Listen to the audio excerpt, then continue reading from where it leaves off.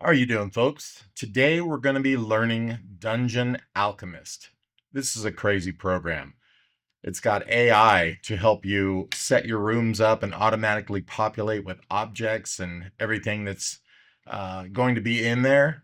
We've got environments involved, and there's a really cool secret little bit about it that I'm going to show you shortly after we start.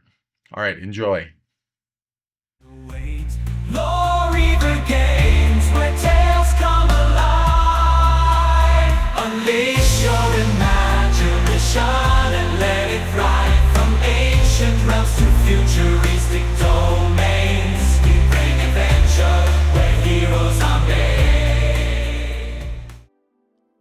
All right, guys, here we are inside of Dungeon Alchemist. Crazy piece of software here. We'll just click down here on the help and just kind of look here on the about section.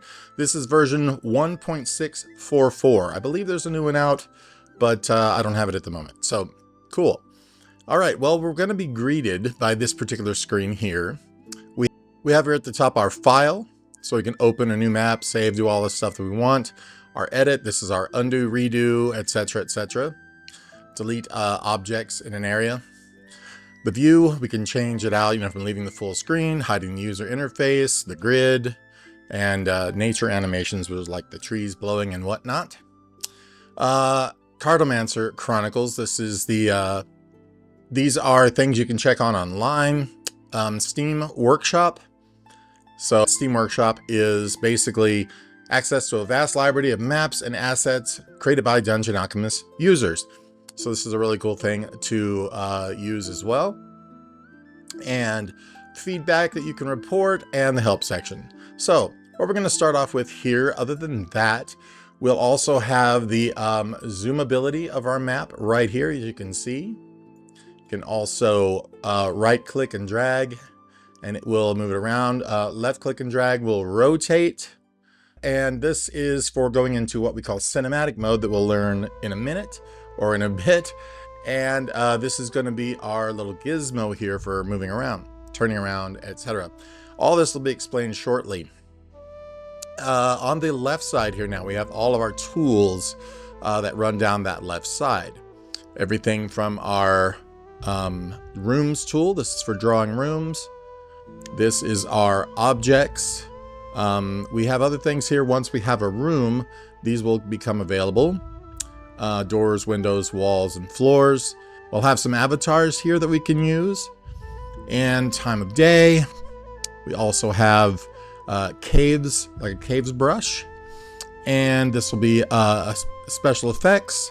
And there's 3 different categories of those. And then this are going to be like overlays, like our compass rose and whatnot, frames and so forth. So back to the top here, we have our draw rooms tool.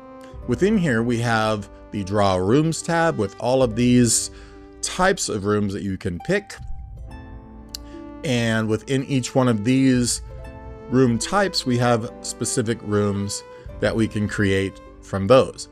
Now, you don't have to stick to this, but this is a really cool property, a really cool ability of this piece of software.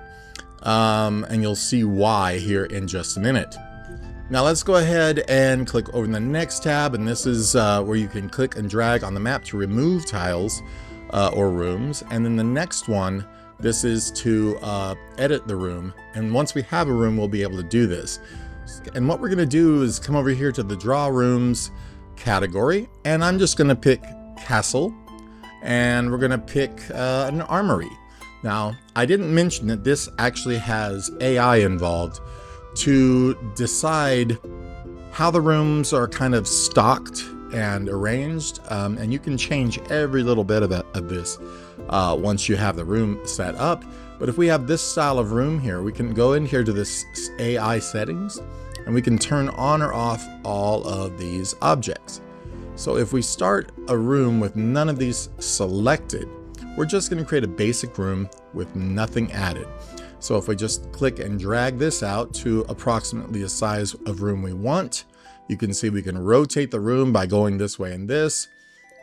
You can actually now in this version, click and drag a corner, and it'll let you round corners out if you want. So that's really handy. We're going to leave it square for the moment. This is your button to accept the size and shape of the room, and this is to cancel. Okay, so now we're going to make a room with walls.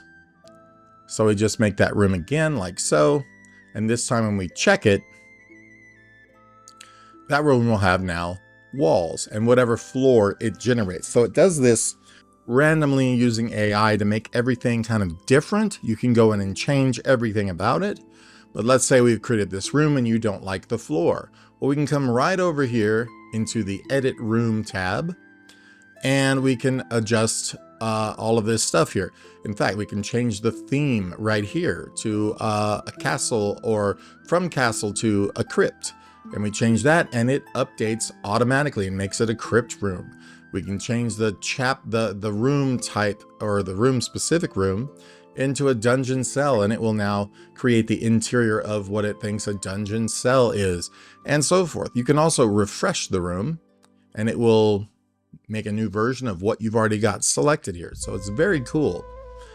You can add objects and stuff. Now I turn on the objects, and let's go ahead and refresh it again, and it will do that with that in mind. So we have some cobwebs and some bones here, as you can see. We can refresh it again, get another brand new look for this room. If we don't want that to be a crypt anymore, we can go to Abandoned Ruins, and it will generate now Abandoned Ruins, a chapel with all of the appropriate things. Looks like a broken altar and some statues. It's really amazing. If we throw in lighting, this will look even better. So we just throw in some lighting that it's also going to generate. Right now it's got some outside, looks like an outside. It's not really going to have lighting because there is no lighting, there are no lighting elements in here yet. But I'm going to go ahead and turn on windows, doors, and everything.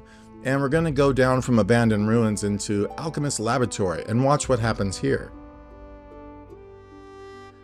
Now we get some lighting, we get some tables, and we can even come down to the time of day tab now, as I showed you before, all the way down here where the sun is. And we can actually change the time of day. You can do this with some pre-configured buttons. You can also open up here and make it very specific. So I'm just going to go to night and show you what it looks like with the lights working, because we've got lighting here and this corner and here. We can change the position of the light, the sun or the moon, whichever one is showing at the moment. You can turn that brighter or darker if you like, and so on. So it's pretty intuitive, pretty cool. We'll go back to the Create Room tool here, and let's just now create a castle. Let's try a hallway, okay? And we'll leave these settings as they are. Well, I'm going to zoom out here so I can get a better idea of where I'm going. I'm going to move over, and I'm just going to make a little hallway, and the AI is going to create it, fill it, and make a door from it into this room. So here we go. And with that, we have a hallway and now a doorway leading from the hallway that has these 3 torches in it coming off of the walls. We can zoom in and take a look, and you can see those are animated and everything ready to go. But there's one special thing I have not shared with you guys yet, and this will blow your mind. Are you guys ready? Here goes. It's actually in 3D. Doesn't that absolutely blow your mind that we can do this? So we can look at it in a 3D way as well, or click back again and you have your 2D map. Now you could stay in this position and make it 3D, but still keeping it aerial, and have your map exported this way too, to where you get a nice sense of depth, but it's still a 2D map from the air, or it's still a map from the air. Okay, so we can come through here and go into cinematic mode. You can fly around, look through it and all that as well. That's what this is for. So in cinematic mode, we can now, just like in other programs like Unreal, you can come through here and use your WASD keys and just fly through, see what everything's gonna look like, and so on. Very cool. You can record it. you can take a look around how things are going to look. And then when you press escape, you're back out, ready to edit again. So very, very cool stuff. Now, one thing I really like though is the fact that you can come in here at any time and, like I said, edit these rooms. Like, say, I really don't like this room. I don't mind what it is, but I don't really like it all that much. So all you have to do is go to your tab here for editing the room. You can click on that room, and either you can use the refresh button up here or the one down here, whatever you want to do. And once you refresh it, you have all new stuff usually. Sometimes it's a bit similar. And the nice thing is you come in here and you click on those objects and you can actually move them around. So if we go down here to the props or the place objects tool, we can come in here and click on an object, and you can see we can actually move that around. 3D space right there. You can turn it any way that you need. It actually has collision. So if you have it up against the wall, it will not move. So you need to pull it out, then turn it, and then try to push it back, and it will stop. Or at least tell you it can't place it there, or it will stop or try to reconfigure itself to go on that wall. So very cool. You can also duplicate an object by clicking on the little duplicate button as many times as you like. And as you can see, when we turn around here, that we have those bookcases we just made. You just click on the little trash can, get rid of them. They have a nice animation as they go away. It's just really, really cool. While we're in the objects tool here, we can just, the place objects tool, we can just say, let's use this burner light. So we click it once, we've now got it selected, and it can't just put it in the middle of the air, so we have to move it up to a wall. And once it finds a place, we can click. We can change the color of that light to more, let's say, orange. You can make it brighter and dimmer, and you can make it not lit or lit. We can duplicate it, we can get rid of it, and so on. So very, very cool. And it comes with a huge library of items. You wouldn't believe it. And they're all over here in this category. And each one of these categories has a subcategory. So here we have our favorites, which I don't have any in. These are the new objects, which I don't have any in. And now we can go with decorations. And I'll just show you. Now we have all these categories for decorations. If we click on the top one, you can see these are banners. If you want to, you can click on that one, bring it out, and just stick it on the wall behind that candle holder. And it won't go because of that candle holder. That's okay. We do have a place for it right there. And if you don't like the color now that it's placed, we can simply click here and make it any color we want. So how handy is that? Very cool stuff. And then when you, of course, jump back to the top again, all of your stuff is completely where you put it, including that light, including this banner here. And the nice thing is, if you use a virtual tabletop, a VTT tool like Foundry VTT or something like that, you can actually export this out with the animations and everything, like a motion map. So, like I said, tons and tons of things here. We have rugs. Let's throw one down right in the center of the room. You just rotate your scroll wheel to align that however you need, and then it's placed. We can do all kinds of crazy things, little shields for the walls. You can let's throw a trophy here, maybe a dragon's head, which is going to be huge because it's a dragon's head. So let's just take a little skull here. Maybe we'll find a spot for it right above, or right between these bookcases or something. If you're having a hard time, click on the little gizmo up here. We'll go back into 3D mode. You can take your middle mouse button and click it and drag at the same time. And you'll see now you can place your item. So this one goes on the floor. So we can put it on top of the bookcase there. And there you have it. To scale them, you just literally grab these corners. And now you've got a tiny skull that we can reposition right about there. Cool, done. Lighting, all of that, it's all in here. We have Halloween themed stuff, and this is just in decorations. So many objects to use. We'll stick that in there. Look at that. You can rotate it by grabbing this handle, scale it up or down, however you like.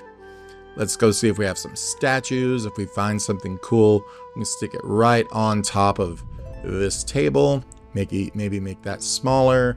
And there you go. I mean, it's such a, for one, it's a breeze to use, but how good is this going to look when you make a map from it? We have cutlery, we've got furniture, we've got lighting.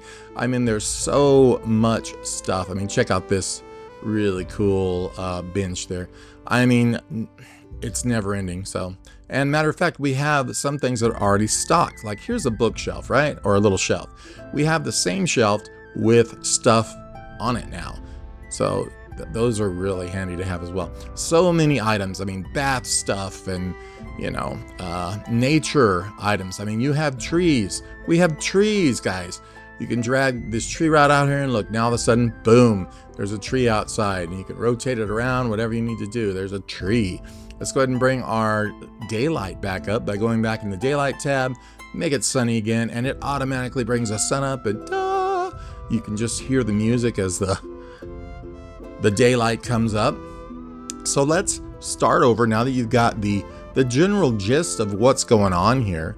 Oh, and I wanted to show you the cave brush. Let's just see what we've got going on there. We'll just change the terrain out, and now our whole dungeon is in a cave. It's now subterranean, if you can see. So very, very cool stuff.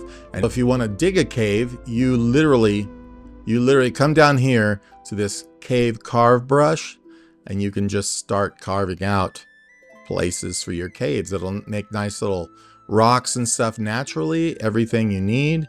If you want to extend your walls out, go back to your room tool. Let's just make, I don't know, another hallway that goes this way. You can even make it twice as wide. You say yes, and it connects it to the other one really nicely, gets rid of those rocks to where nothing's in your way, and you're good to go. Crazy, crazy stuff. Okay, so let's go ahead and start a brand new map. And let's make sure that this is just regular old dark parchment. We're not going to do caves.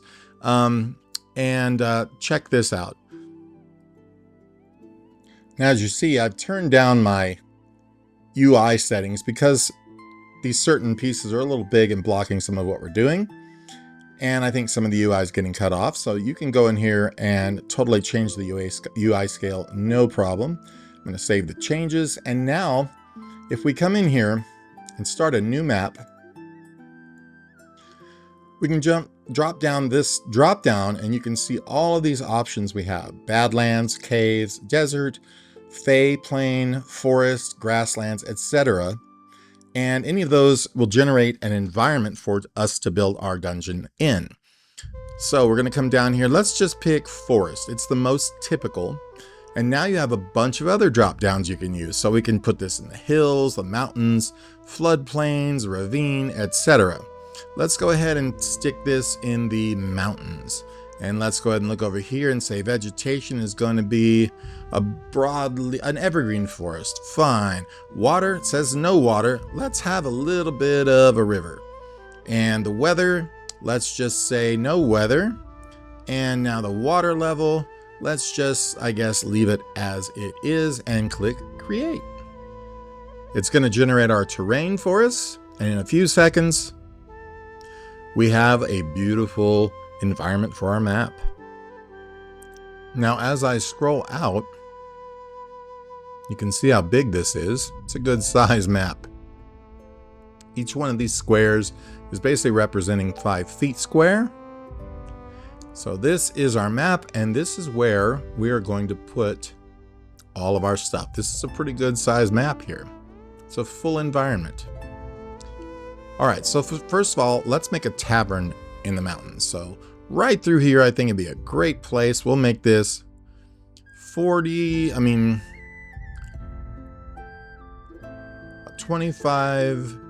or 30 feet, 25 by 30, something like that. Okay, and I want to show you this cool round wall functionality I talked to you about. We're just going to take these corners and pull those rounded like that. So now we have a nice rounded wall on this side, and we're just going to go ahead and click OK. It's going to build this room right here, right in the mountains. And let's see what happens. Perfect. Now we're gonna just go 3D. We can actually see where this room is located. So this is a little tavern kitchen. I thought it was the entire tavern. So let's go ahead and make that a little smaller. And here's how you would do that. So if we go to our remove tab here and we just click over the area we want to remove and let it go, or click the little trash can, it will remove this portion of the room and make it much smaller. So I think that would be okay for that. We need to go ahead and add the rest of our tavern. This is going to be a pretty large kitchen though, so I suggest we cut that one in half too. Just click there and we are now at a smaller kitchen. So we have this cool plateau here. Basically we're building everything on, and we're just going to keep going. So now we're going to go back to our draw rooms tool. Within tavern, let's make a brewery room, and we're just going to stick that right here, and we're going to say okay. So it adjusts the ground, it adjusts the room, and you can see it put a big old barrel of beer in there to brew, to be able to serve out and whatnot. And there's a big old rock in the way here. Well, guess what? We don't have to worry about that either. If we wanted to now, we need some type of a seating area for all of our patrons. So we're going to need to make a room, a great hall probably. And this is going to be the biggest room in the whole thing. So I'm assuming maybe it'll come out this way. And probably we can add this. And you notice I added this to my selection without having to hold shift or do anything. And I think we're going to go ahead and make this side of the wall actually curved to make this a lot more interesting of a room here. And then we're going to go ahead and say yes. Now it's going to populate it and so forth. And there's our great hall. We have a bar, we have some stairs, we have one table, and we have a fireplace. So that's not really much of a tavern if it's only got one table. So I say we're going to add to this great hall by just painting more of it, let's say this way. And you're like, wow, that's really like out in the middle of nowhere, but hey, it doesn't matter. It will respond accordingly and make this look fantastic. So instead of doing it too weird, let's go ahead and agree. And you watch everything just go away and pop up. Now, the issue is because I made two separate rooms, it's now two separate rooms. So I could continue by starting in the room that we already had and extending it across into another room. And now we're going to have three rooms. So there's all kinds of ways that we can handle this. The easiest way to fix that though is to come here and do like so, to go ahead and continue around until we get what we want there. And now if we want to include this in the great room, we can. And when we regenerate it now, it's going to regenerate it as one room again. So now we have a couple of tables. We have the door that goes to the brewing room. We have, which looks very much like an outdoor door right now. We have, all kinds of great stuff. And if we want to make an outdoor door instead of the one going into the brewing room, we can change that as well. We just come over here to our door category, find an appropriate door. Let's find a single door. We'll just use that one. I'm going to come over here and just, when you hover it above and let it go, it just swaps it out like nobody's business. It's good to go. We'll probably have to move that barrel here, and that's just a matter of clicking on it. And guess what? You just pick it up and drag it, and then you rotate it the way you want it to be rotated, and you're good to go. It's that simple. I mean, this is such a good, fun program. Now, scaling, I think, is a little bit weird on some things, like this bowl or this dice tray or whatever looks a little large to me compared to a lot of the other stuff here. But that's okay. you can come in here and grab, I think the table moves with the stuff. Yes, so I can move this over here. You can duplicate that table, move that one around here. That way you have, you know, a nice amount of tables in your little bar here. So I'm going to duplicate it one more time to where we have this. So now it looks like an actual little pub area. We have well, the beginnings of a privy, because right now it does have a door and it does have stuff like that, but that's not going to make sense because people need to be able to go in there. So yes, I believe we can find a toilet, probably in the main tab here. So I'm looking at toilet, and there we go. So we can grab one of these here with probably with a lid on it, like so. Move things around, make sure this is going to fit in there, which it does. And once we click it in, we're good. And I think we should put this on the other wall and put the door on the opposite wall of that too. So we can take this one and just drag it to that side, and that is done. Now we have a bathroom with a door.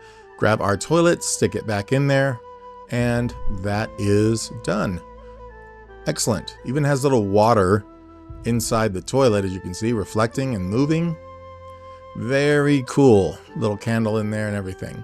So now that we have this, if we go check our map view again from the top, this would be our map that we could print out, or we can have the 3D look like so and print it out that way. Works great. And so once this is relatively good, we are going to need some kind of entry door. I'm assuming anyway that it would probably be probably on this side. You're like, well, how are we going to get that in there? Well, let's just stick the door in first and worry about that later. Let's go ahead with a double door, perhaps. These are pretty big, but they look pretty nice. So we'll just stick one right there. And now we're going to need to eventually find a way how to get a path that runs from that door down a hill. So we also have really cool things like in this village tab here, all of these different kinds of things you can just make as well that aren't really going to fit into another category. So let's take a witch's hut and just stick it somewhere around that people can possibly go to it, run into it, etc. We'll just happen it right there. And now we've got this witch's hut laid out, ready to go for all kinds of weird magic. She's got evidently a bed in there made out of wood and skins. Either that or she's tanning hides. Not really sure which yet. I'm going to say chair. See what comes up. We've got some chairs. You know, the ones that were already in there. Obviously a good choice, but let's just grab this one then and use it next to this wall. And you see how easy this is. It's pretty amazing. You can turn it or whatever you need to do. And if you don't like this arrangement of the room, remember, you select the room. Back in our room editing tool, select the room and then refresh it right here. And now we have a completely different witch hut. So if we just come here to flatten terrain to room height, this is going to probably be the easiest way to go about this. And I'm going to go with a really strong brush just to get this done fast. So if we just kind of come over here and find where our door happens on this side. Now, granted, we're going to destroy some of our cool landscape, but it's totally worth it because we need to be able to come through here and do what we need to do. As you can see, we just come right over to where we want to be and drop this all down to where our little area off the water is going to be, like a little landing. Mary had a little landing, by the way. And yeah, so we need one tiny little possible trail from the witch hut kind of coming through here, and I think that's pretty good. There we go, perfect. All right, now we've got a tavern and a witch hut right here in our particular little biome here. So if you notice, we scroll in or zoom in farther, our water is actually animated. It does actually move around, and when you're from the very top, it actually does as well. It moves there too. Anytime we can use a 2D or 3D map with moving elements. The trees blow in the wind, the smoke comes out of this pot over here. I don't know if you noticed, but this is another good example. And this happens whether you're in a 2D or 3D view. I'm just gonna get this a little better. There we go. Little candles are flickering and waving, and when you're in an aerial view, it still works. I don't know if you noticed that, but the smoke is still moving and the candles are still flickering. So yes, very cool. And you can do things in here as well, like adding some frames to your map, like such. So you can use your compass rose. We could just throw right up in here. I tend to like them. Maybe something like this would look better for this particular map, like that. You know, we can come in and look at some other little labels, like for the inn might go right there. The witch hut, maybe that one goes down there. And then there's your frames, as we said before. The trace overlay, so you can trace over a map, kind of like you do in Wonderdraft as well. And with abstract, you can click this, bring it over, and put in your own image. Not sure why they call it abstract, but you get the idea that this could be, you know, something you needed as an overlay, like, you know, the Fading Glade by Lore Weaver Games. Anyway, so yes, all that can happen. You have the north, west, south, east cardinal points on that guy, and so on. For the labels, you just come in here and click on this button, and now you can decide what kind of font you want for it out of these three. Not a lot of choice, but it's still very cool. And then you can write within that label. So you can just say tavern and be good. And witch hut. So right here, and be good to go. There's your map, folks. And you know, there's so many objects, so many different kinds of windows and doors and just everything. It's really amazing. And the more custom you make it, the better it looks. Old ruined broken windows, you know, like if this just needed a broken window right there. I mean, sometimes you just need a broken window. So now that we have one, you can see it's hidden behind that tree a bit, but looks great. Matter of fact, we can go in here with that tree, if you want, that is, and take it out. Just click the tree. Let's just move. You can turn it around. You can make it smaller. You can just delete it like so. And there's our broken window behind it. Very, very easy to do. Cool. So I think you guys get the general idea. If we were here in this landscape though, and we wanted that to be different, after a while you go, no, the campaign has got to be in, you know, a different kind of a landscape. You're like, well, what in the heck am I going to do now? Well, you're going to come over here, edit terrain brush, and move over here to this last tab. And this is going to be where you can change out all of your settings again. As a matter of fact, here in the terrain, we just come down here and say, let's throw them in the desert. Mountains, cactus, river, no weather, no snow. And we'll say change terrain. And as we change it, it'll get rid of all this mountains and all of the trees, and we will have desert. And there you go. Now, in my opinion, it's a little bit high elevation here. So we can change that right here too by just making this more, let's say, dune-like. And we're gonna go ahead and say change terrain again. And there you have it. Now we have a desert landscape that can also be altered and changed as needed. So we just come up here to the top again, take a look of everything. There we go. We'll have to redo our labels apparently, the overlays, but that is the least of our issues. So there you go, folks. I mean, just look through any of our objects here. I mean, there is something for everyone. I don't know if they have a bridge, but let's look for it. Let's find out. They just might. And there we go. Bridges. So we can take any of these bridges, drop them over right here, and we have this nice little land mass at the end that makes that bridges that gap really nicely. If you wanted something like a much bigger, crazier bridge, you could throw that in here too. And yeah, it's really, really, really well done, well thought out, and I'm a big fan of this tool. Okay, so that's good. We're just gonna go ahead and delete that one. And yeah, so there you have it. Let's make it sunset. We have a nice sunset style. We're here at the old pub and the witch hut, and everything is good. I believe I pretty much went through everything. You have different types of avatars you can throw in here, on the ground, inside your rooms if you choose. The effects are pretty cool. So if you want to just create some smoke right here, then you've got some smoke that continually comes up. This also works on the 2D map view.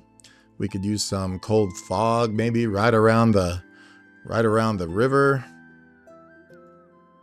You can use some green swirling mist maybe over here.